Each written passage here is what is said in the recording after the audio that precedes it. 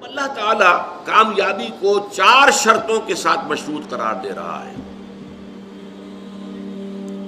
تو ظاہر بات ہے یہ چاروں لازم ہیں، ان میں سے کسی کو بھی کم کر دینے کا آپ کو اختیار نہیں ہے۔ یہ اللہ کا کلام ہے، اس میں شاعری نہیں ہے، اس میں کوئی قافیے اور ردیف کی رعایت سے کوئی الفاظ بڑھا نہیں دیے گئے، اس میں کوئی مبالغہ نہیں ہے، یہ تو ایک ایک حرف اپنی جگہ پر اٹل ہے۔ وَالْعَصْرِ إِنَّ الْإِنسَانَ لَفِي خُسْرٍ إِلَّا الَّذِينَ آمَنُوا وَعَمِلُوا الصَّالِحَاتِ وَتَوَاصَوْا بِالْحَقِّ وَتَوَاصَوْا بِالصَّبْرِ، یہ چاروں چیزیں لازم ہیں۔ اس کو یوں سمجھیے کہ اگر کوئی معالج آپ گئے ہیں، آپ نے نبض دکھائی ہے، یا جو بھی اپنا تشخیص ہوئی ہے، اب نسخہ لکھا گیا ہے، اس میں 4 دوائیاں لکھ دی گئی، آپ نے اس میں سے اپنی مرضی سے 3 ختم کر دی یا 2 ختم کر دی یا 1 بھی ختم کر دی فرض کیجئے، تو اب یہ نسخہ اس ڈاکٹر کا نہیں رہا، یہ اب آپ کا نسخہ ہے۔ آپ کو معلوم ہے نسخوں میں یہ ہوتا ہے کہ ایک دوا کے کوئی سائیڈ ایفیکٹس ہیں جو خراب ہیں، اس کے کوئی سمی اثرات ہیں، زہریلے اثرات ہیں، تو دوسری شے شامل کی جاتی کریکٹیو کی حیثیت سے کہ اس کا ازالہ ہو جائے۔ آپ نے وہ کریکٹیو نکال دیا تو مارے گئے نا،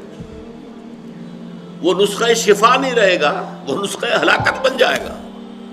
آپ اس میں سے کسی بھی شے کو ساقط کرنے کا حق نہیں رکھتے، بلکہ اس کے اندر تباہی اور بربادی آ جائے۔ یہ بات کیوں میں اس ایمفیسس کے ساتھ کہہ رہا ہوں، آپ اگر جائزہ لیں گے تو معلوم ہوگا کہ ہماری عظیم اکثریت محض ایمان کی بنیاد پر کامیابی اور نجات اور فوز و فلاح کی 100% امیدوار بن کر بیٹھی ہوئی، اور ایمان بھی صرف زبانی کلامی ایمان، اور اگر عمل صالح کو تھوڑا بہت ہو گیا، نماز روزہ ہو گیا تو کیا کہنے صاحب، اس کے بعد تو ظاہر بات ہے کہ کوئی سوال ہی پیدا نہیں ہوتا کہ ہمارا کئی معاملہ جو ہے ناکامی کا ہو جائے۔ تواصی بالحق اور تواصی بالصبر تک تو کسی کے پہنچنے کا سوال ہی نہیں، ہمارے ذہنوں سے خارج ہے۔ یہ بھلائی کی تبلیغ کرنا یہ مولویوں کا کام ہے، ہمارا کام تو نہیں، یہ ہمارے تصورات ہیں۔ ان تصورات کو توڑ پھوڑ کر صحیح دینی تصور کو واضح کرنے کے لیے سورۃ العصر جو ہے اس پر غور و فکر اور تدبر، یاد کیجئے جو میں نے پچھلی نشست میں آپ کو اقوال سنائے تھے امام شافعی کے، لو تدبر الناس هذه السورۃ لوسعت، اگر لوگ صرف اس ایک سورت کے اوپر تدبر کریں تو یہ ان کے لیے کافی ہو جائے گی۔ لو لم ينزل من القرآن سواها لکفت الناس،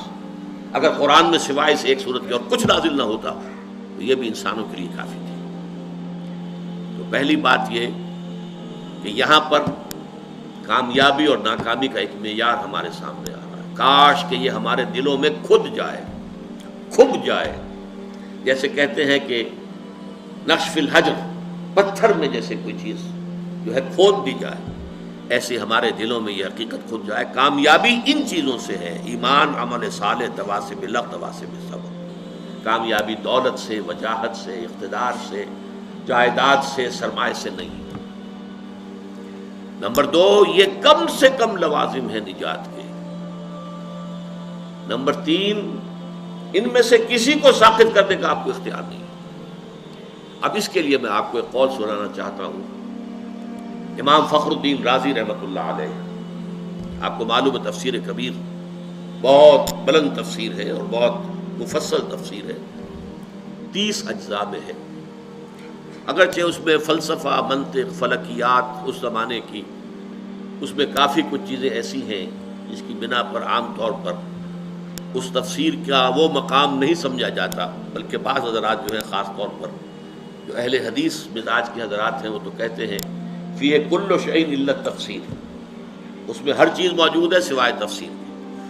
اس لیے فلکیات کی بحثیں ہیں، ریاضیات کی بحثیں ہیں، منطق کی بحثیں ہیں، تو بہت ہی اس اعتبار سے وہ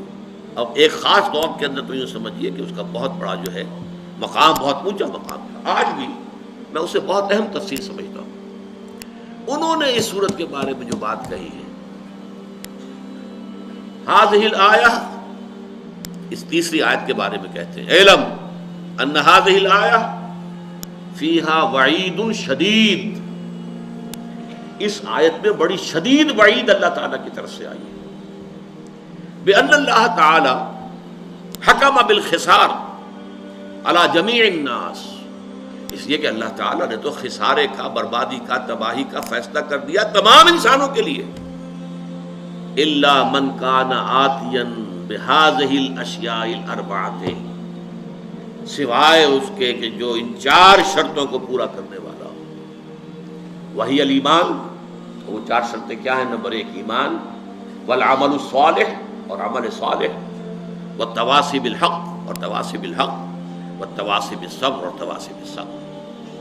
وَدَلَّ ذَلِكَ، یہ ہے جملہ جو ہے دَلَّ ذَلِكَ، اس سے دلالت ہوئی اس بات کی طرف، رہنمائی ہوئی اس بات کی طرف، أَنَّ النَّجَاةَ مُعَلَّقَةٌ بِمَجْمُوعِ هَذِهِ الْأَشْيَاءِ، کہ نجات معلق ہے، منحصر ہے ان 4 چیزوں کے مجموعے پر. یہ ہے نتیجہ منطقی اعتبار سے. اس جملے سے یہ نتیجہ نکلتا ہے، صحیح نکلتا ہے، 100% درست ہے. اسی نجات کے لفظ کو جو میں نے لیا ہے، جو اس قول میں ہے امام راضی کے، نجات کی راہ، سورۃ العصر کے موضوع پر جو میری کتاب ہے، اور میں مشورہ دوں گا جن کو بھی دلچسپی سورہ مبارکہ سے ہو گئی ہو وہ ضرور اس کتاب کا مطالعہ کریں. اس میں ایک تحریر بھی میری شامل ہے، ایک تقریر شامل ہے. ظاہر بات ہے کہ میں ان نشستوں میں تو ان تفاصیل میں جا نہیں سکتا، اور یہ کہ میری تحریر جو اس میں شامل ہے وہ آج سے 35 برس قبل کی ہے، 36 برس قبل کی ہے. ظاہر بات ہے کہ اب اس وقت جو بھی جوش و خروش تھا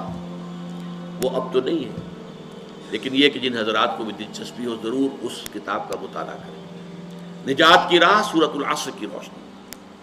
تو تیسری بات جو میں نے آپ کو بتائی، چوتھی، یہ 4 چیزیں جو ہیں یہ لازم ہیں، ان میں سے کسی ایک کو بھی ساقط کرنے کا